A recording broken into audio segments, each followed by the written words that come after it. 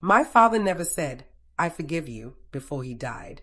Those weren't his last words.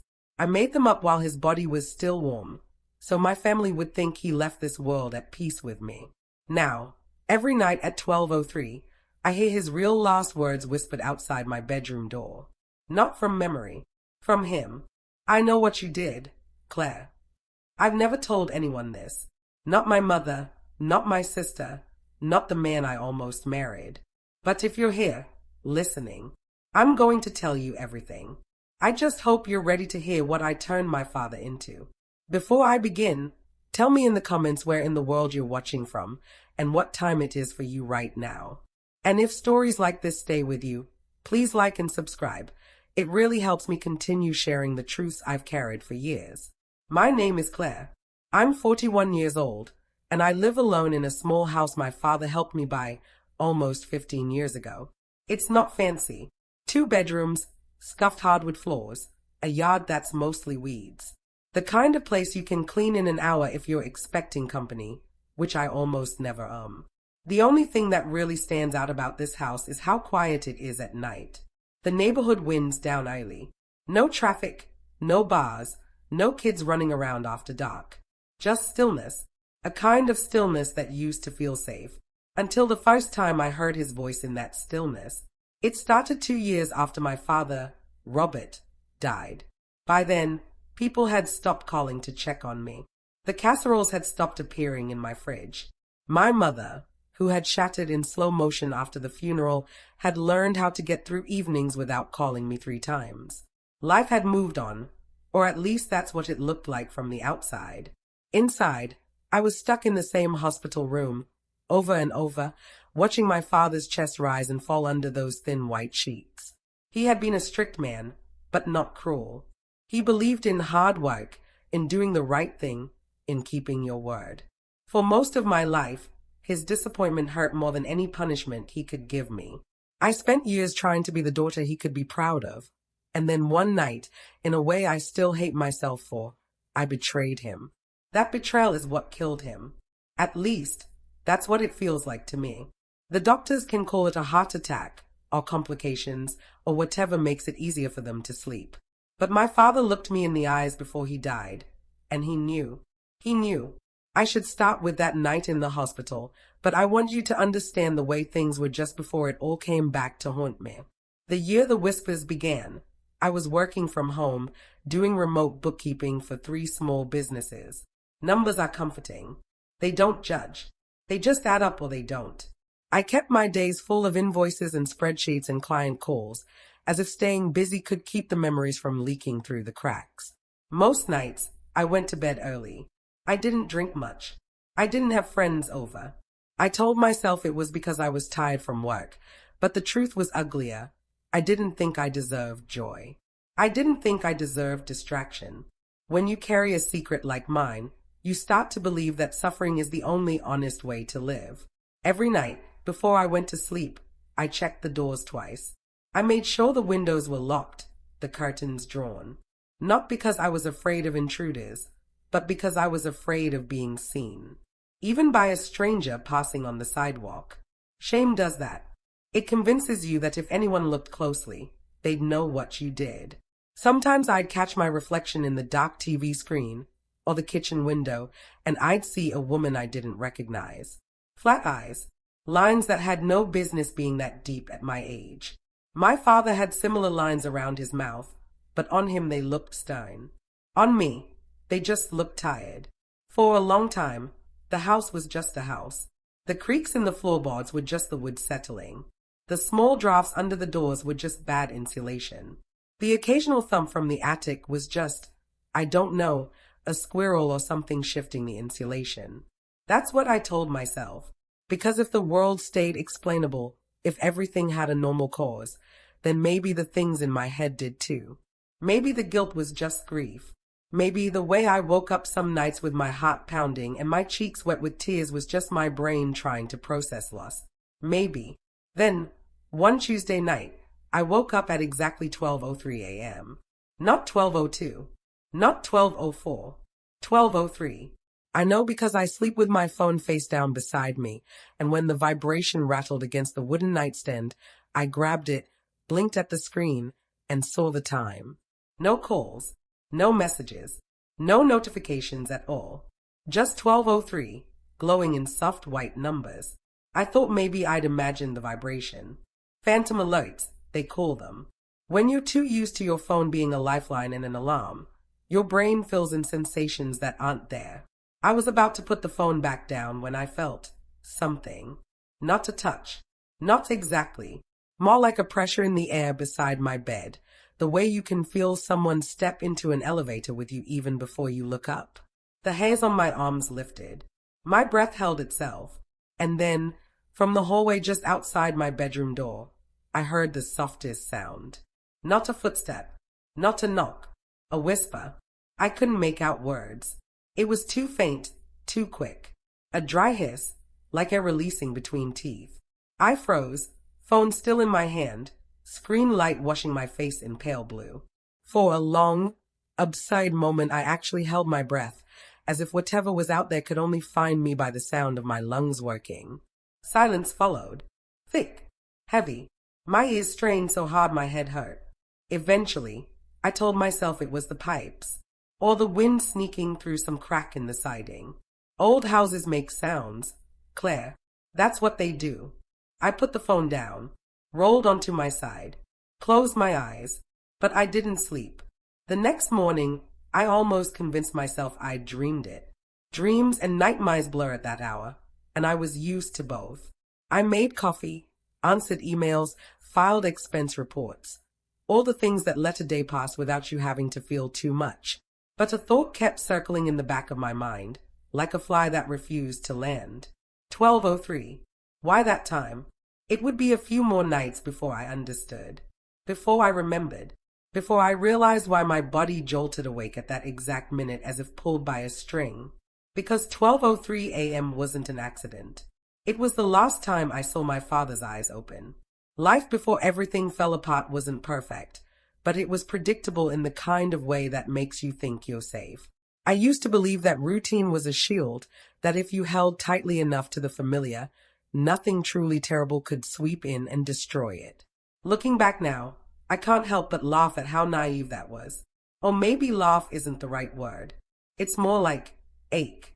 My father, Robert, was a man built out of schedules. He woke up at 5:30 every morning, even after he retired, and made himself the same breakfast, 2 eggs, toast, black coffee. He read the paper cover to cover, then sat at the dining room table and planned his day. Not because he needed to.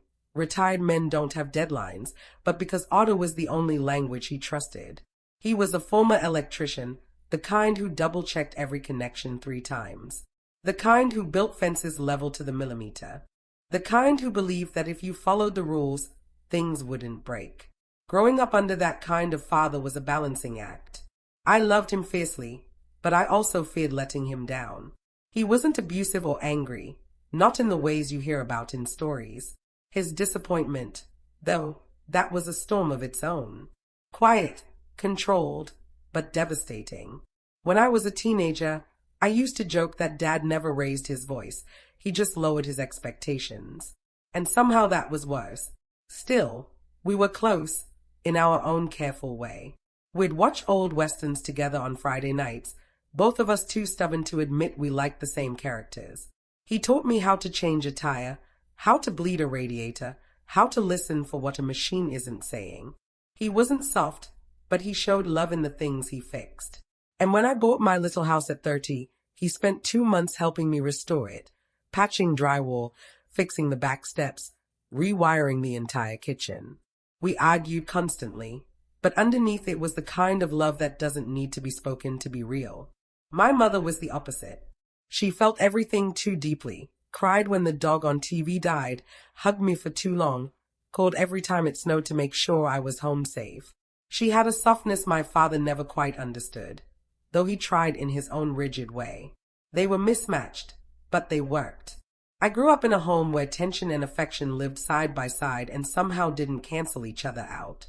As an adult, I tried to build a life that felt different from theirs, but I carried their echoes. I worked hard, organized everything, planned for disasters that never came.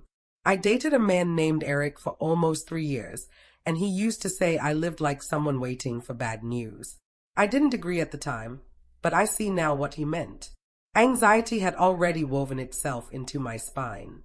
Guilt, too, a quieter kind, the type you don't recognize until it blooms into something darker. Right before the haunting began, things were strangely calm. I had steady work. I had a mother who checked in every Sunday. I had silence, the sort that felt unremarkable. I would wake up early, make tea, sit on my porch, and pretend I wasn't lonely. Pretend the empty chair across from me was just a decorative choice, not a reminder of who used to sit there. When my father died, everything changed, but slowly, like ice melting drip by drip. For the first year, grief was sharp and loud. Then it dulled. It hid in corners. It waited.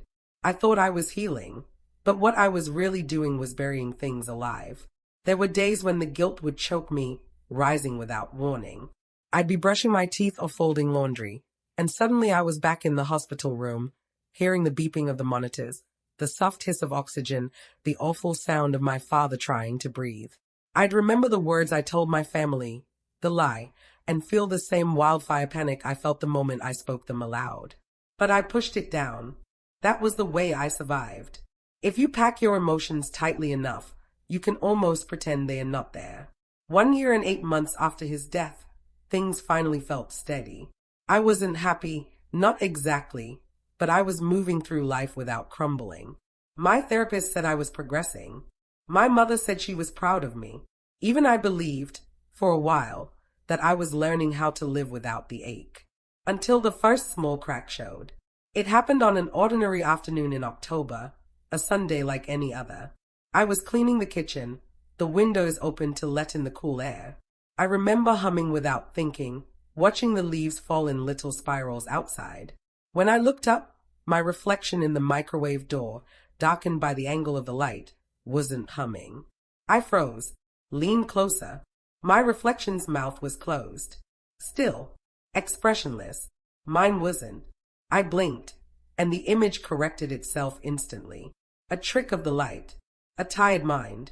That's what I told myself. But as I turned away, a cold breath, unmistakable, focused, intimate, brushed the back of my neck. I jerked around. No one was there. Of course no one was there. But the air behind me was colder than the rest of the room. A narrow, vertical column of cold, exactly the height of a man. Exactly the height of my father. I shut the windows. I told myself it was a draft. A shift in pressure. Something boring, something normal. But that moment planted a seed, even if I didn't admit it until later. Because in that instant, for the first time since the hospital, I felt it, the sensation of being watched. And I had no idea then how much worse it would get, or how closely that cold breath was tied to the lie I'd told on the night my father died. For a few days after the reflection incident, I kept busy, overly busy, scrubbing surfaces that were already clean, reorganizing closets, answering work emails the second they arrived. Anything to prove to myself that nothing unusual had happened, that I wasn't slipping, that grief wasn't morphing into something uglier. But the truth is, once you notice a crack in your reality, more cracks start to appear. And they did. The next sign came at night, exactly 1 week later. I had gone to bed early, exhausted from a long day of paperwork. I remember being half asleep when a faint clicking sound pulled me back to consciousness. Not a metallic click, more like the soft tap of a fingernail against wood. Tap, tap. My eyes opened slowly. My bedroom was dark except for the dim glow of the street lamp bleeding through the curtains. For a moment, I didn't move. I just listened. Tap, tap, tap. It was coming from the hallway, right outside my door. I sat up, heart thudding. I tried to convince myself it was the house settling. Old wood shifts, nails expand and contract, all explainable things. But the taps were too evenly spaced, too intentional. I cleared my throat, more to break the silence than out of any attempt to speak. The tapping stopped immediately, not faded out, not slowed, stopped, as if whoever, whatever, was on the other side of the door realized I'd noticed. For a long moment, I sat motionless, barely breathing. My hand drifted toward the lamp, but I hesitated. Something in me whispered that turning on the light would make it wise, as if illumination would grant form to whatever lingered in the dark. After a few minutes, when the silence didn't shift, I finally forced myself to lie back down.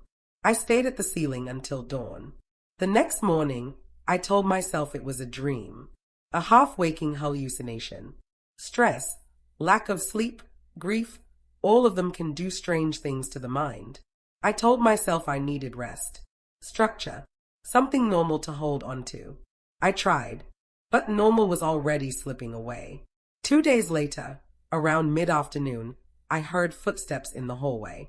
They were light, slow, almost shuffling.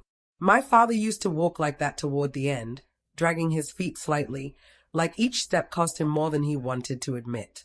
I was sitting at my desk in the living room when the sound reached me. At first, I ignored it. No, that's not true. I tried to ignore it, but my entire body went rigid. The hairs on my arms rose. My breath stalled halfway in my chest. The steps continued. 1, 2, 3. They stopped right behind me. The room went silent, but not empty. Never empty. It felt as though someone stood inches away, watching the back of my head. I could almost sense the weight of their stares settling between my shoulder blades. I didn't turn around. I couldn't. Instead, I opened an empty spreadsheet on my computer and pretended to type, my fingers trembling over the keys. After maybe 30 seconds, or an hour, I couldn't tell, the pressure behind me eased. The room warmed by a degree or two, and then the house was still. I told myself I was imagining things, but imagination doesn't explain what happened next. That evening, while I was brushing my teeth, the bathroom mirror fogged over from the steam. I wiped it with my hand, streaking the glass. For a moment, I looked at myself, tired and pale under the harsh overhead light. Then, slowly, across the lower corner of the mirror, new condensation began forming. Not random mist. Lines, curved strokes, shapes forming into letters. At first, I thought I was seeing patterns where none existed. But then it became unmistakable. A single word. Liar. My heart slammed into my ribs. I stumbled back, toothpaste burning my tongue. The word stayed there, sharp and jagged in the fog. I reached out with shaking fingers and wiped the glass again, harder this time. The word smeared, then vanished. I stared at my hand, trembling, damp, and whispered to myself, "You tired, Claire. You're overtired. This is grief. Just grief." But my voice sounded small, unconvincing, like someone practicing a lie. I kept telling myself lies for days, until the house forced me to stop. The turning point, the moment I realized something was undeniably wrong, happened on a Wednesday night as I was getting ready for bed. I turned off the living room lights, walked down the hallway, and as I reached for my bedroom door, I saw something impossible. The door was already open, just a few inches, wide enough for a person to slip through. I never sleep with it open. Never. A spike of cold ran through me. I reached out, slowly, and nudged the door open the rest of the way. My bedroom was dark. Still, nothing out of place. But then, as I stepped inside, I noticed something on my nightstand. A small, white square. A folded tissue. I froze. My father used to leave tissues like that around the house. Neat little squares folded twice, placed exactly at the corner of tables or counters. He did it without thinking, the way some people leave cups everywhere or forget where they put their keys. It was a habit from his years of cleaning up after my messy mother. A tiny, constant act of quiet order. I hadn't seen a folded tissue like that in my house since he died. I picked it up with numb fingers. It smelled faintly of his aftershave, the cheap kind he bought in bulk, the scent I used to tease him about. I sat on the edge of my bed, holding that stupid little square as my throat tightened. I wanted to believe it had been there earlier and I just hadn't noticed. But I don't miss things, especially not things like this. Something was happening inside my home. Something connected to him. Something that knew what I'd done. That night, I barely slept. I kept the lamp on. I kept the tissue on my nightstand, unable to throw it away. I felt watched, judged. The silence had weight. And at exactly 12:03 a.m., for the first time since the hallway whisper, I heard it again. A voice, faint, dry, groaning through the wood of my bedroom door. Not a word this time, just a sound, a breath shaped like accusation. It was the moment I realized the truth I'd been avoiding. This wasn't grief. It wasn't imagination. Something had come back, and it wanted more than to be heard. I wish I could say I reacted with logic or courage, that I gathered evidence calmly, approached the situation like an adult. But the truth is, the days that followed were a blur of dread layered over dread, every hour eroding what little stability I had left. Because once something begins speaking from the dark starts filling every room. The first pattern emerged 3 nights later. I had forced myself to stay awake past midnight, sitting upright in bed with a blanket wrapped around my shoulders. I told myself I was just trying to fix my sleep schedule, but the real reason was simpler. I wanted to be awake at 12:03. I wanted to prove it was all in my head. The digital clock blinked to 12:02. My chest tightened. My fingers dug into the blanket. 12:03. The air in the room shifted. Not colder, heavier. Pressed, as though the atmosphere itself thickened. And then came the sound. A single, slow footstep in the hallway, followed by a second, then a third, each one deliberate. Each one measured the way my father used to walk late at night, when he thought no one was awake to hear how tired he truly was. I held my breath until my lungs burned. No whisper came that night. No words. Just footsteps, stopping at my door. The next morning, I found something new outside my bedroom. A faint smear of gray on the wooden floorboards. A curved streak, then another crossing it. Kneeling down, I touched the mark with my fingertip. Dust. Fine. Soft. And shaped like the heel of a shoe. My father's work boots always left faint marks once he'd worn down the tread. Growing up, I used to follow those dust prints through the house when I wanted to find him. Now they were leading to me. That day, I tried to keep myself occupied with work, but my concentration broke every few minutes. I would hear small noises, a creak here, a faint shift there, and flinch each time. By evening, I felt like the house itself was breathing behind me. I tried to watch TV, but the screen reflected too much of the room. I tried music, but the silence between tracks made my skin crawl. Eventually, I ended up sitting on the kitchen floor with my back against the cabinets, the same place I used to hide when my father and I argued. I hadn't done that since I was 17. Funny how fear makes you regress.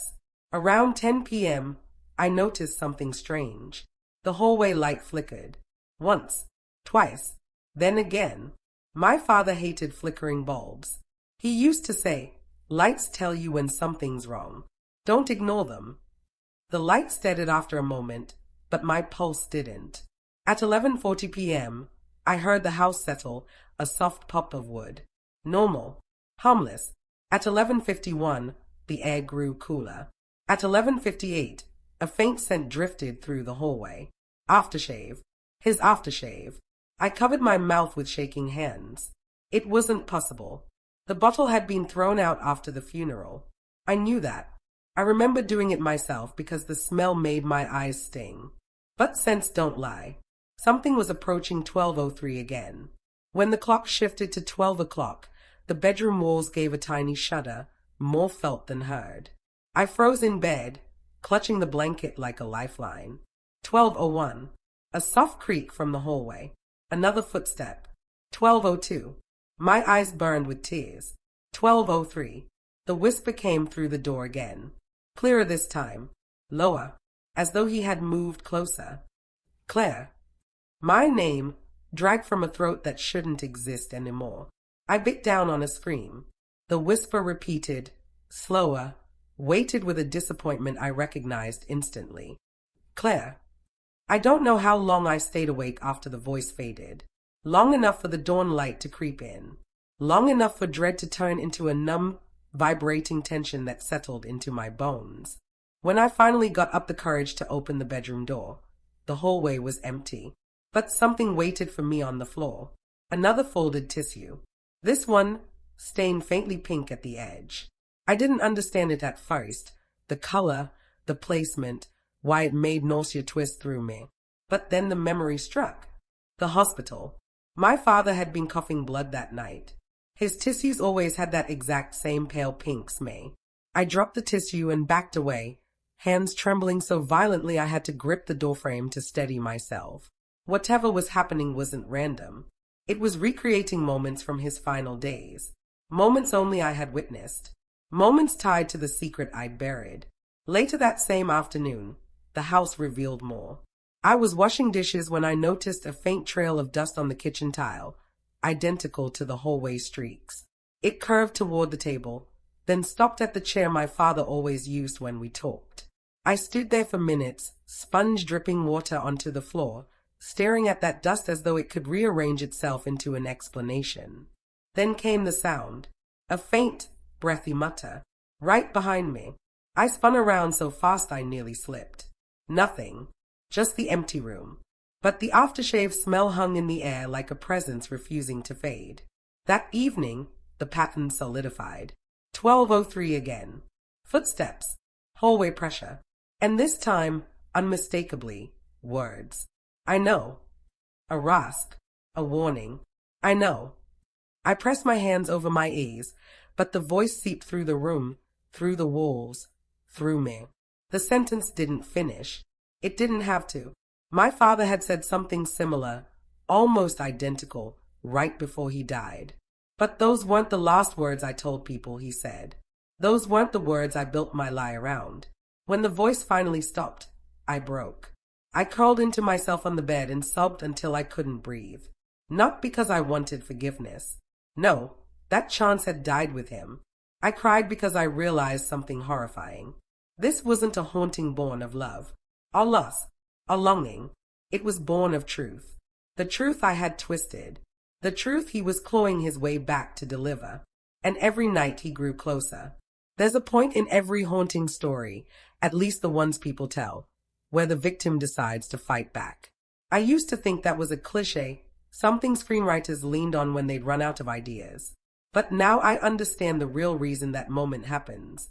Fear can only hollow you out for so long before something inside you shifts. It isn't bravery. It isn't strength.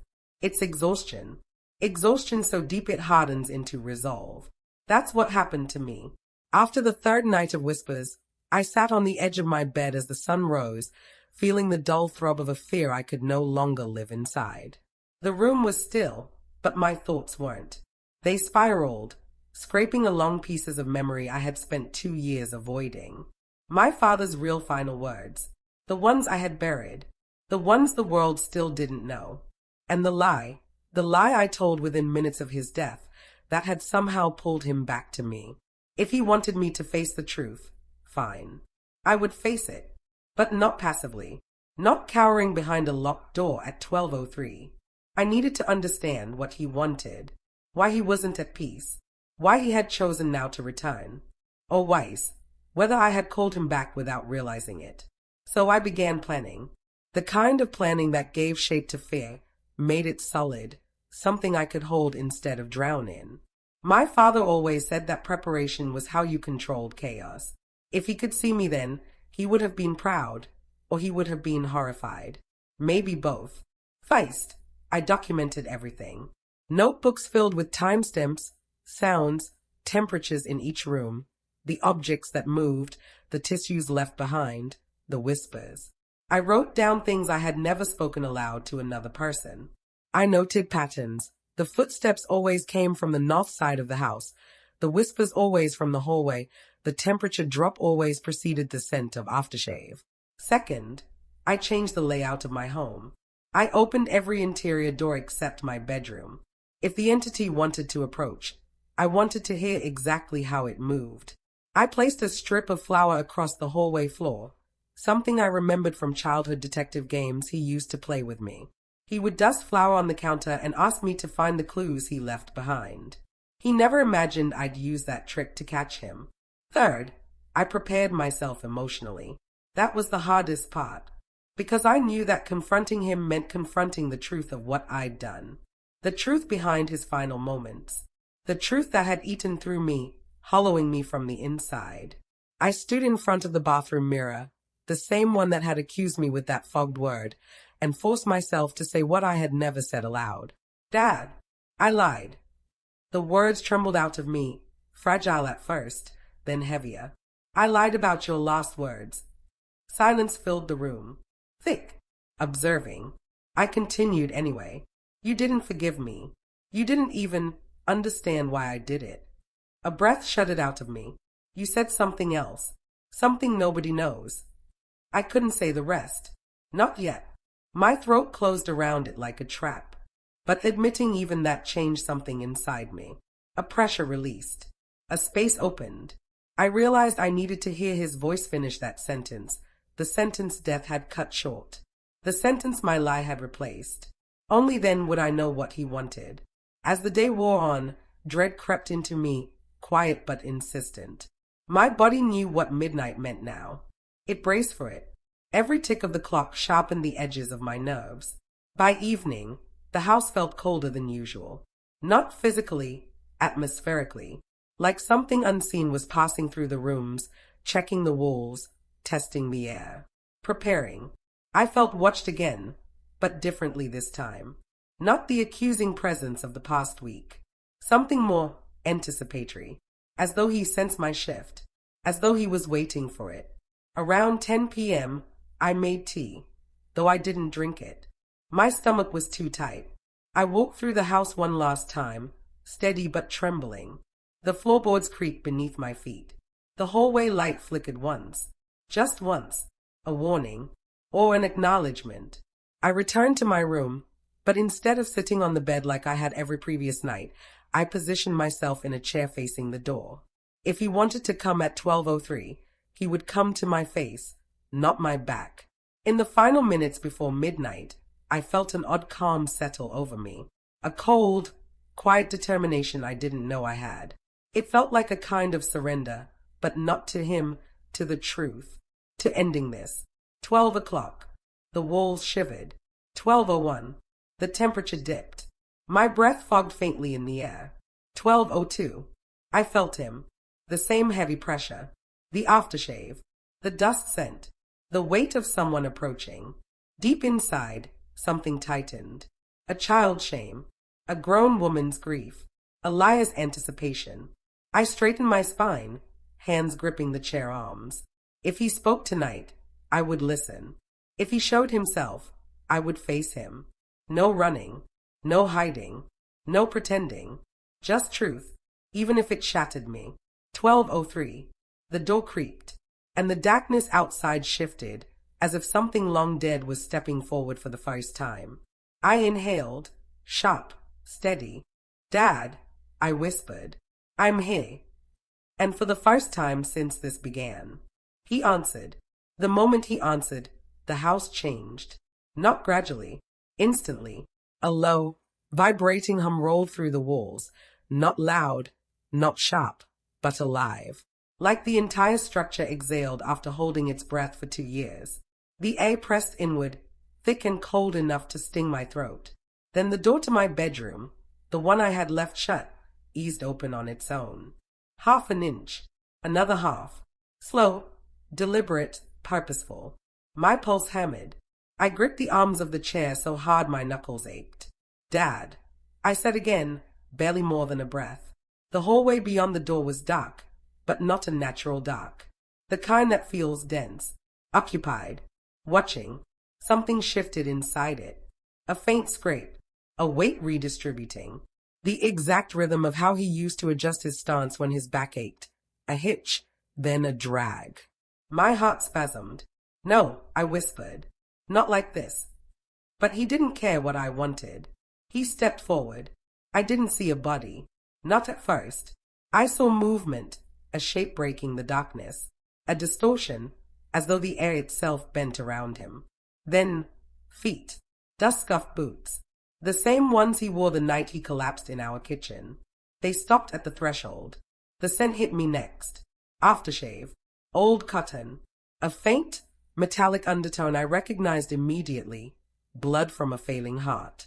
My chest tightened so violently I had to suck in air through my teeth. Dad! My voice cracked. The figure shifted. His outline sharpened just enough to resemble a silhouette. Shoulders I knew. The slope of a neck I'd hugged thousands of times. A shadow of a jawline that always clenched when he was disappointed. He wasn't inside the room yet. But he was close. Too close. I stayed seated, though every instinct screamed to curl into myself. I know you're angry, I said. I know why you're here. A long pause. Then, a whisper, right against my ear, as if he had bypassed the space between us completely. No, you don't. I flinched so hard the chair leg scraped against the floor. I forced myself to meet the shadow at the doorway, even though it pulsed like something breathing wrong. Then tell me, I whispered. Tell me what you want. Silence. Then a slow, dragging footstep. He crossed into the room. The temperature plummeted. Frost formed at the edge of the window. My breath turned white. My eyes watered from the cold. He moved closer, each step sounding like bone dragged across wood. Step. Pause. Step. My chair trembled beneath me. When he stopped, he stood exactly where he used to stand when lecturing me as a teenager, towering, unmoving, waiting for me to confess. But now his presence loomed with something else. Something hungry. A whisper curled around my shoulder. Why did you lie? The words hit my skin like ice shards. I shook my head, tears spilling. I thought I was protecting you. A low, broken sound rumbled through the room. Not quite a laugh, not quite anguish. Something in between. Protecting me, he whispered. Or protecting yourself. My throat seized. He stepped closer. 2 inches. 1 inch. Then he was right in front of me, close enough that the air around my face felt distorted, like heat above a flame except freezing cold. My vision blurred, not because he was unclear, but because my body rejected what it saw. He leaned down, and for the first time since he died, I saw his face, not rotted, not monstrous. Worse, my father exactly as he looked in the hospital. Sunken eyes, grayed skin, breath shallow and struggling, mouth trembling from the effort to speak. The exact expression he wore seconds before he died. My breath hitched. Dad. His hand, or something shaped like it, lifted, not touching me, hovering an inch from my cheek. It shook violently. You stole my last words, he whispered. My chest collapsed inward. I know. You said I forgave you. I hoped you did. You knew I didn't. That broke me. A sob tore out before I could hold it back. I know, I choked. I know you didn't forgive me. I knew at the moment. He cut me off with a whisper so sharp it sliced through my voice. What did I really say, Claire? The question gutted the air from my lungs.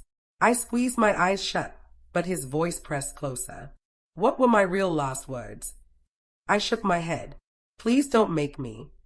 Say them. The overhead light flickered violently. The walls shuddered again, harder this time. His voice darkened, warped by something that wasn't quite human anymore. Say them. I broke. They weren't words, I gasped. Not really. You tried. You looked at me and said. My throat closed, my body clenched, but the truth ripped out anyway. You said, why? Why did you? And then you couldn't finish. You died trying to understand why I abandoned you that night. The shadow recoiled, not angrily, in something like grief or betrayal.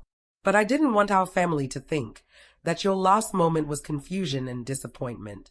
I sobbed. I lied. I made them believe you forgave me, that you said something peaceful. His form flickered violently, like a flame struggling in the wind. I whispered the final admission. I lied because I couldn't bear the truth, that you died not knowing why I let you down. Silence. Then, slowly, his face changed. Sorrow, recognition, a grief deeper than anything I'd felt in life. He leaned closer. Our foreheads nearly touched, though mine felt nothing but cold. His final whisper came like a thread unraveling. You should have told me. Then, the air snapped. The temperature surged. His form convulsed, and everything in the room exploded into darkness and noise as he screamed a sound that wasn't human, wasn't earthly, wasn't anything I could ever describe again. And then he was gone. Gone as if ripped backward into the air. Gone as if undone. The room fell silent. The house exhaled, and I collapsed forward, gasping like someone dragged from underwater. My father had spoken the truth at last. But the haunting wasn't over. Not yet. Because something in that final scream told me. He hadn't come to punish me. He'd come to warn me. In the minutes after he vanished, I couldn't move. Not from fear, that had burned itself out hours earlier, but from the strange, hollow ache that replaced it. The air in the room finally began to warm, inch by inch, like heat slowly returning to a limb that had gone numb. I sat there, folded forward in the chair, my forehead resting on my knees, shaking from the inside out. My father was gone. Not crossed over. Not healed. Not forgiven. Just gone. And somehow, that emptiness felt heavier than his presence ever had. When I finally lifted my head, the room looked exactly the same as it had before the clock struck 12:03. The curtains stirred softly with the breeze from the cracked window. My nightstand lamp cast its familiar warm glow. The blanket on the bed was still rumpled from the night I'd spent avoiding sleep. If not for the thin frost crusting the tips of my hair, if not for the fading echo of his scream ringing inside my bones, I could have convinced myself nothing had happened at all. But something had. Something irreversible. My father's final words were never the lie I told. They weren't forgiveness. They weren't peace. They weren't even anger. They were a question. A question I never answered while he was alive. A question I couldn't answer until he stood in front of me again, pale and trembling, trying to understand why his daughter, the one he raised to be loyal, honest, steady, had let him down in his final hour. I hadn't expected him to want clarity. I thought he wanted revenge, retribution, punishment. But that last whisper, "You should have told me," echoed through the room long after he disappeared. And it hurt more than any accusation. I stayed awake until nearly 5 in the morning, just sitting in the chair, replaying everything. His footsteps, the tissues, the mirror, the scent, the whispers, all of it had been building toward that moment, the moment he forced me to say out loud what I had done. He hadn't wanted to scare me. He had wanted the truth. Even in death, he was a man who believed honesty was the only path to peace. And I had denied him that.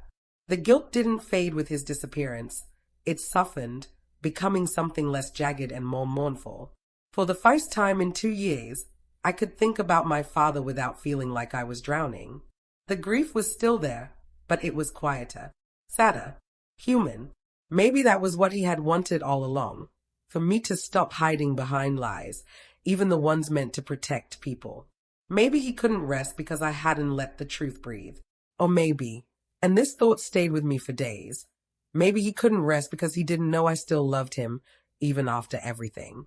And I had never said it. Not out loud. Not to him. The next morning, after a long shower and a cup of tea I barely tasted, I walked into the hallway expecting to see another folded tissue on the floor. There was nothing. The air felt normal. The house felt just like a house. No footsteps. No cold draft. No aftershave. I opened the front door, half expecting to see dust prints on the porch. Nothing.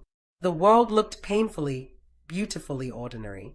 I didn't go back to work that day. I didn't answer emails or calls. I just cleaned. Not frantically this time. Not to distract myself, but gently, as though making space for something new. I washed the sheets, opened the windows, vacuumed the hallway where the dust prints had been, wiped the bathroom mirror. Even though it was already spotless, it felt symbolic, erasing the evidence of a haunting, but leaving the lesson behind. When I finished, I sat at my dining table, the same one where my father used to plan his days, and finally let myself remember everything without pushing it away. His jokes, his stubbornness, the smell of his workshop, the long afternoons we spent fixing things, silently shoulder to shoulder. The truth I'd confessed didn't erase any of that. If anything, it made those memories sharper, more honest. Still, something unsettled lingered at the edges of my thoughts. Not supernatural, emotional. Because the scream he let out at the end, it wasn't directed at me. It wasn't even full of blame. It was full of fear. And I kept hearing one line from that moment. He hadn't come to punish me. He'd come to warn me. Warn me about what? My father didn't finish that sentence. He didn't get the chance. And though the haunting had stopped, the warning had not faded. It lingered in the quiet corners of the house, in the early mornings when the world is still half asleep, in the way I now jump when the phone rings late at night. It lingered because I didn't know what he had been trying to save me from. The days that followed were still. Almost too still. I slept through the night without waking at 12:03. No footsteps. No shadows. No whispers seeping under the door. My life resumed itself, gentle and tentative, like a song restarting after a long pause.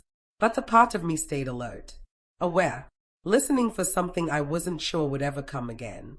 Because my father's presence was gone. Yet the truth he pulled from me remained. And I wasn't sure which was harder to live with. But I did live with it. Quietly, honestly, and with the kind of grief that doesn't haunt, it teaches. Still, sometimes I walk down the hallway late at night, pause outside my bedroom door, and wait. Just to be sure. Sometimes I whisper, "Good night, Dad," into the darkness, even though I know he won't answer. Sometimes I think he does hear me, but only as a man at peace, not a shadow in the dark. And sometimes I swear I feel a faint warmth pass behind me. Not cold, not accusing, just familiar, like a father who finally understands. But the warning he didn't finish still hangs in the back of my mind, waiting for meaning, waiting for something I haven't faced yet. And deep down, I know this wasn't truly the end. Not of him, and not of what he came to tell me. In the months that followed, life settled into something that looked almost normal. A quieter normal, a more careful normal, but normal all the same. The house felt different, lighter, as though some weight had finally lifted from its beams. For the first time since my father died, I could walk down the hallway without bracing for footsteps that weren't mine. But healing isn't a straight line, and truth doesn't erase guilt, it reshapes it. Some nights, I still wake up and glance at the clock, half expecting to see 12:03 glowing back at me. When it's not, I lie there in the dark, breathing deeply, reminding myself that the haunting is over. My father got what he needed, even if I still don't know what he wanted to warn me about. And yet, sometimes I wonder if the warning wasn't about a moment or a threat. Sometimes I think he was warning me about myself, about what hiding the truth can turn you into, about what guilt becomes when you bury it deep enough to grow roots, about how lies, especially the ones we tell to protect the people we love, can twist a person until they no longer recognize their own reflection. Maybe he wasn't warning me of danger. Maybe he was warning me of the cost of silence. I visit his grave now, not out of obligation, but out of a strange, quiet gratitude. I sit in the grass and talk to him like he's still listening, but I no longer whisper. I tell him the truth, every truth. The small ones, the painful ones, the ones I should have told him that night in the hospital before the machines went still. I tell him I'm sorry. I tell him I loved him. I tell him I wish I had been braver. The wind doesn't change. No voices answer. But something inside me feels steadier each time I say the words out loud. The house remains calm. No footsteps. No whispers. No cold breath tracing the back of my neck. But I don't take that peace for granted. I earned it the hard way. And now I live differently, more honestly, even when the truth is uncomfortable. Especially then. I've learned that secrets don't stay buried just because we hide them. They rise. They return. They find their voice in the dark.